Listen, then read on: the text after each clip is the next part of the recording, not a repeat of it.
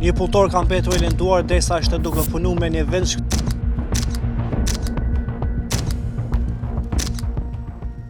ka mbetur i lënduar derisa ishte duke punuar me një vend këtu në lagjen Dragodan të Prishtinës. Policia e Kosovës ka konfirmuar se ngjarja dyshohet se ka ndodhur rreth orës 10, ndërsa mjekja kujdestare në ÇKUK Dafina Basholli ka thënë se aktualisht gjendja e punëtorit të lënduar është stabile, ndërsa atij po i bëhen ekzaminimet e nevojshme mjekësore.